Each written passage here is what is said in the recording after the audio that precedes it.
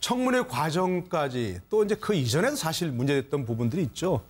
청문회 위원들에게 특히 쏟아진 이른바 문자 폭탄, 어마어마한 뭐 몇천 개까지 문자가 쏘였는데 일부에서는 적극적인 국민 참여 아니냐 뭐 이런 얘기도 있고 또 반대로 어떤 쪽에서는 이거 일종의 문자 테러, 잘못하면 이게 청문위원들이 정당한 일을 업무를 수행하는데 눈치를 보게 하는 거 아니냐 이런 쪽에 얘기가 나오고 있습니다. 이건 어떻게 보고 어떻게 판단해야 됩니까? 저는 다른 문제에 대해서 이제 현 정부가 하는 것에 대해서 현재까지 한 보름도 안 됐지만 굉장히 많은 부분에 대해서 잘하고 있다라고 이야기하고 사실 그 부분과 관련해서 굉장히 기대를 또 하고 있습니다. 그런데 네. 이 문제를 갖고 또 더불어민주당의 일부 의원들이나 혹은 진보 진영에서 정치 참여다라고 이렇게 옹호하는 것은 사실은 저는 이해가 잘 안 가거든요. 네. 자, 이유는 딱 한 가지입니다. 자, 어떤 사람에게 내가 폭행을 가했을, 그러니까 성폭행을 만약 가한다, 성희롱을 한다고 네네. 했을 때 그 기준은 그것을 당하는 사람이 모욕을 받았느냐 안 했느냐였던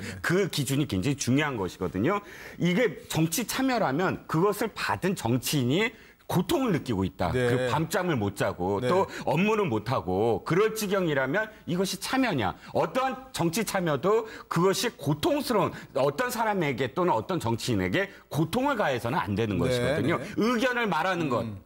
비판을 하는 것 이것이 어떤 참여이긴 하지만 그럼에도 불구하고 지금 그 청문위원들에게 간 그 이 문자의 내용들을 보면 사실은 욕설에 가깝고 저주에 가깝고 당신 보자, 당신 지역구에서 내가 어떻게 하는지 보자부터 시작을 해서 그 표현들 뭐 그것들이 한순간에 그러니까 스마트폰에 어떤 내가 스마트폰으로 어떤 활동을 하는 것을 못하게 한다면 그것은 사실은 테러나 문자 테러나 다름없지 않겠습니까? 참여하는 방법은 여러 가지지만 이 방법은 참여가 아니다. 이것은 사실은 업무 방해이자 사실 고통을 주게 하기 위한 목적이 다분히 있다. 저는 그렇게 판단합니다. 뭐 다른 분의 의견을 듣기 전에 뭐 이런 일이 있었는데 설전을 벌인 장면들이 있죠. 한번 좀 보시고 돌아와서 의견 계속 나누겠습니다. 인증 안 되는 건 아니지. 부모님은 그거부터는 안 받으셨어요?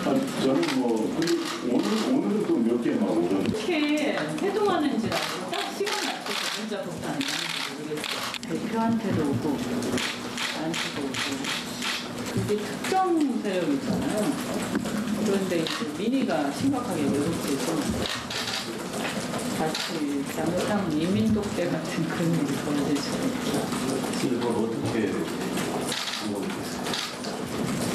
누가 보는 걸 본인들이 스스로 자제하지 않는 이상 법률도 어떻게 어려운 내용들을 자제의 문제가 아니고 우리가 이거 민주주의에 심각하게 보면 안 돼요.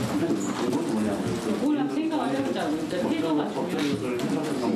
태도하는 방법을 찾자고 하셔야 돼요. 그러면 일을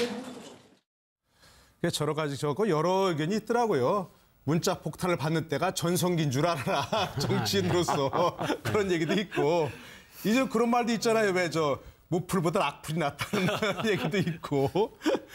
어떤 분은 또 댓글 보니까 그런 말이 있대요. 정치인들이 스마트폰을 무음으로 해놓은 줄 모르니나 없이 이렇게 얘기도 있고 그런데 자 어쨌든 뭐 그건 농담이고 자 저런 부분 어떻게 판단해야 됩니까? 적극적인 정치 참여입니까? 아니면 업무 방해입니까? 이건 정치적인 테러입니까?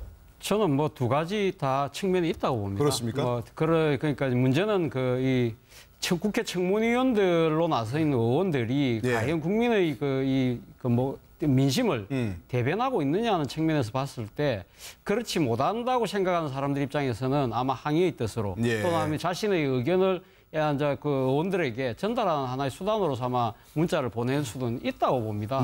뭐 그것이 소위 말해서 지금 이제 대한민국의 의회민주주의가 대의민주주의 아닙니까? 국민의 뜻을 대변한다고 한다면 그 국민의 뜻이 대변되지 못하다고 생각했을 때 국민들이 의원들의 이 개인적인 번호를 알아서 자신의 의견을 이렇다 보낼 수는 있겠죠. 그러나 앞서 말씀하신 것처럼 그 내용 자체가 이 의원의 그 인격을 심하게 훼손한다든지 상당히 그로 인해서 업무를 방해할 정도의 그런 정도가 심하게 된다고 한다면 그건 상당히 문제가 있는 거죠. 그 문제는 과연 어느 정도의 균형점을 잡을 수 있느냐의 문제인데 그 문제가 상당히 쉽지가 않다는 거죠. 그리고 지금 야당 의원들이 지금 느끼는 부분은 앞서 뭐 이현주 의원도 그 이야기를 했지만 특정 시간에 이렇게 특정한 세력으로부터 오는 것 같다. 그것이 일종의 정치적인 이 생각이 다른 집단으로부터의 정치적 폭력이 아니냐. 그러한 이 주장이 있습니다만 이런 부분들은 저는 뭐 자제돼야 된다고 봅니다. 자제돼야 되고 어떤 식으로든 이러한 부분들은 이 제도적으로 걸러낼 수 있는 방안이 만들어져야 되지만 그러나 기본적으로 지금은 이 소위 말해서 소셜 미디어 시대 아닙니까? 이제는 국회의원들이 일방적인 목소리만 들을 수 있는 것이 아니라 이 개별 주권자인 이 주권자의 목소리를 또 그 의원들에게 전달할 수 있는 통로로서 이 소셜 미디어나 또 이 문자를 통한 여러 가지 방법들이 있으니까 그것의 균형점을 찾는 것이 대한민국 민주주의의 수준을 어떻게 가름할 수 있는 하나의 그것인데 그것이 저는 무조건 이것은 그렇다고 거기서 무조건 옹호하고 있는 것이 아니라 아마 이러한 이 지금 그 과정을 통해서 나름대로의 좀 어느 정도 이 제도가 정착될 수 있는 그러한 이 지금 진통기가 아닌가, 과도기가 아닌가 하는 생각이 듭니다. 뭐 비판과 비난은 한 글자 차이입니다. 그런데 이게 무작정 욕설한다든가, 그죠? 인격 비하적인 문자를 보내는 건 바람직하지 않지만 그런 의견을 전달하는 건 얼마든지 가능한 좋은 얘기죠, 그렇죠? 단순한 의견 전달 그리고 이제 예를 들면 국회의원에게 이러이러한 정책을 한번 해보면 어떻겠습니까? 뭐 이러한 부분을 한번 알아보실 필요가 있을 것 같습니다. 뭐 이런 거 좋죠. 근데 이번 같은 경우는 이게 청문회 과정에서 예를 들면 이낙연 총리 내정자에 대해서 좀 어떤 문제를 제기하고 날카롭게 여러 가지 비판을 하는 의원들한테 집중적으로 그런 게 쏟아졌거든요. 그것은 저는 청문회의 기본적인 청문회 자체를 이른바 무용론화하려는 그런 시도와 맞닿아 있다라고 보는데 아니 청문회라는 게 기본적으로 어쨌건 그 내정자에 대해서 날카롭게 여러 가지 도덕성부터 정책 문제까지 여러 가지를 검증하는 자리지 않습니까? 검증하는 자리이기 때문에 하다 보면 당연히 이제 그 여러 가지 비판적인 얘기들도 할 수밖에 없는 것인데 그런 의원들에 대해서 집중적으로 그런 문자 폭탄이 이른바 쏟아졌다라는 것은 그것은 좀 다른 문제다. 단순한 저는 뭐 정치 참여 이렇게 볼 수 있는 문제가 아니다라고 생각을 하고 지난번에 왜 일부 이제 기자들과 관련해서도 그런 일이 있었지 않습니까? 이런 일이 생기게 되면 사실은 그 이후에 일종의 자기검열이라고 하나요? 굉장히 의식을 또 하게 되는 그런 부분들이 그렇습니다. 그렇기 때문에 이것은 하나의 민주주의를 또 위협하는 요소가 될 수도 있고 그래서 저는 아주 부적절하다라고 생각이 들고 이 부분에 대해서 이것이 단순히 순수한 한 개인이 어떤 보낸 문자이냐 어떻게 그 많은 개인이 그럼 그 국회의원의 전화번호를 아는 거냐 그런 궁금증이 듭니다. 그래서 이것이 그렇지 않고 무언가 조직적인 이러한 문자 이른바 폭탄을 쏟아내는 그러한 집단이나 조직적인 움직임이 있다면 그런 부분에 대해서는 적절한 좀 조치가 필요하지 않나 저는 그런 생각도 좀 듭니다. 이게 민주당 경선 과정에서도 그런 얘기 있었어요, 그죠? 안희정 지사가 참 사람을 질리게 한다는 게 바로 이런 식의 문자를 보내서 비하하고 욕설하고 이런 부분도 있었고, 뭐 박영선 의원도 그런 지적을 한번 했었고, 이런 거는 어떻게 봐야 되겠습니까? 법률적으로 뭘 못하게 하는 그럴 수는 없는 거 아닙니까? 그죠? 그렇죠. 예, 법적으로는 설령 어떤 여러 가지 그 이야기들을 했다 하더라도 범죄에 성립할 가능성이 매우 낮습니다. 아주 무작정 욕설하는 것도 안 됩니까? 욕설을 한다 하더라도 이게 뭐 공연성이었기 때문에 뭐 욕도 아니고 명예도 아니고요. 다만 또 이제 그 정보통신망법에 있는 여러 가지 규정 위반인지 여부는 구체적인 사안 따라 달라지겠습니다만 현재까지 그런 여러 가지 검토에 따르면은 범죄로 보기는 어려운 측면이 있고요.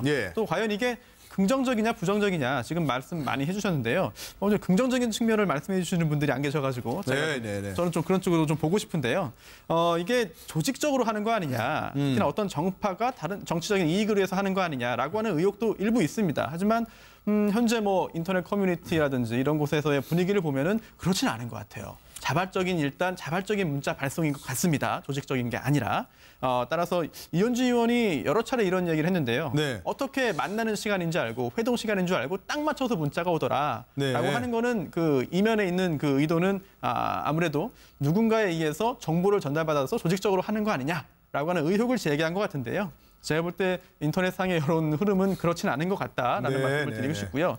또 하나 이번에 당연히 인사청문회에서 청문위원이 날카롭게 질문을 하고 날카롭게 검증을 하고 과연 적격자인지 부적격자인지를 밝혀내는 것이 당연히 의무입니다. 당연히 잘 해야 되는 것이고요. 공격을 받는 인사를 지지하는 입장에서는 가슴이 아플 수밖에 없겠죠. 하지만 중요한 거는 질문에도 근거가 있어야 되고 또한 또 여러 가지 근거를 좀 제시하면서 해야 되는데 근거가 없거나 근거가 매우 희박한 상황에서 어떤 좀 인신공격적이거나 아니면은 명예를 훼손할 수 있는 소지가 있는 질문을 했다는 점.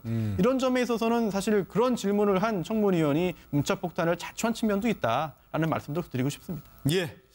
알겠습니다. 자, 그런데 지금 화면에 보셨죠? 하태경 같은 요즘은 문자 폭탄이 그리워진다.